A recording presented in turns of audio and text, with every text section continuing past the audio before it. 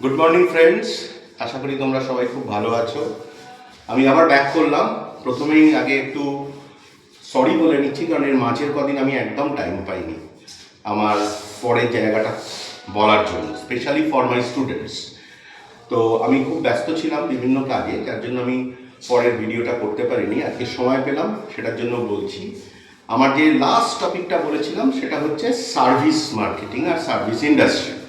সেখানে আমি বলেছিলাম 4টে আই খুব ইম্পর্টেন্ট, 4 আইস কনসেপ্ট। কি বলেছিলাম?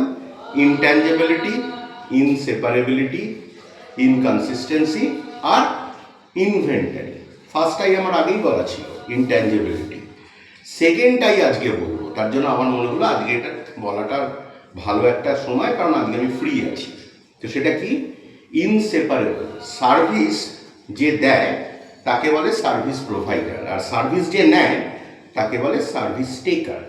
তো সার্ভিস প্রোভাইডার আর সার্ভিস টেকার এরা 99% কেসে এক জায়গায় থাকতে হয়, নাহলে সার্ভিসটা দেওয়া সম্ভব হয় না।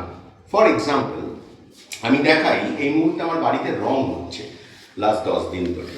তো যিনি সার্ভিস প্রোভাইড করছেন উনি আমার পাশেই দাঁড়িয়ে আছেন, শেখরদা। ওনার আন্ডারে যারা যারা কাজ করছে তারাও কিন্তু এখানে আছে। তাহলে তারা কি করছে না, সার্ভিসটা প্রোভাইড করছে। কি করছে না, বাড়িটা রং করার জন্য যা যা দরকার সেগুলো করছে। এখন কোয়েশ্চেন হচ্ছে, আমি সার্ভিস টেকার, তা আমার যদি মনে হতো যে আমি এই সার্ভিসটা বাড়িটা রং করবো, আমার পক্ষে কি নিজে করা সম্ভব হতো? অ্যান্সারটা হচ্ছে না। তাহলে আমার তার জন্য যারা এক্সপার্ট তাদের লোকের দরকার, তারাও থাকবে, আমিও থাকবো, তখনই এই সার্ভিসটা কিন্তু প্রোভাইড করা পসিবল হবে। ঠিক একই রকমভাবে আশা করি তোমাদের এই রংটা খুব ভালো লাগছে। দেখো, একটা নতুন রং আমার বাড়ির ইয়েতে করা হয়েছে, খুব ক্লিয়ার এবং খুব একটা ভায়াবল কালার আমার যেটা মনে হচ্ছে। এবার আর একটা বেস্ট এক্সাম্পল দিই, সেটা হচ্ছে টিচিং।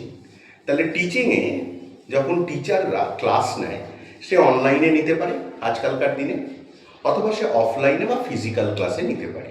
কিন্তু কোয়েশ্চেন হচ্ছে, ভেবে দেখো, আজকে যদি টিচার প্রেজেন্ট আছে কিন্তু একটাও স্টুডেন্ট নেই, সেটা অনলাইন হোক বা অফলাইন হোক, তাহলে কি ক্লাসটা নেওয়া সম্ভব?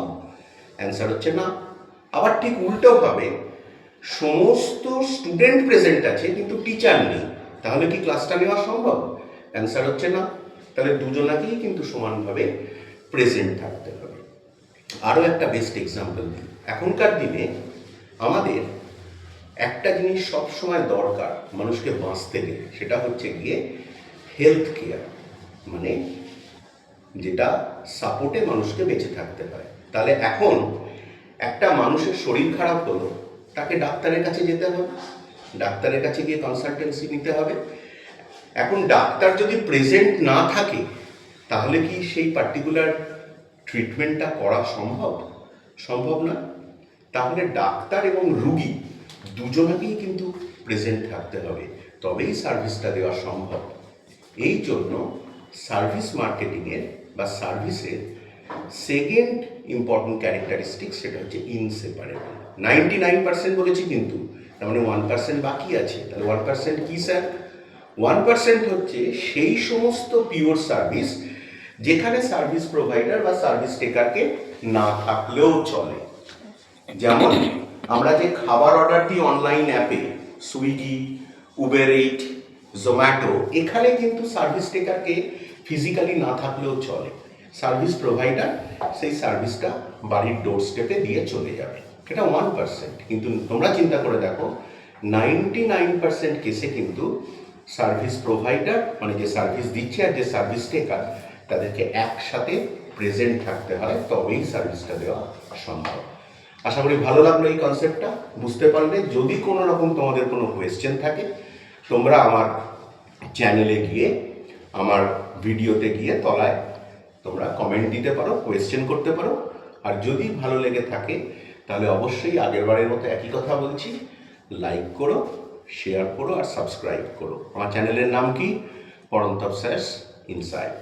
ভালো থেকো সবাই, আবার দেখা হবে এরপরে নতুন কনসেপ্ট থার্ড আই নিয়ে, যেটা ইনকনসিস্টেন্সি অফ সার্ভিস মার্কেটিং। আজকের জন্য এই পর্যন্ত। Thank you.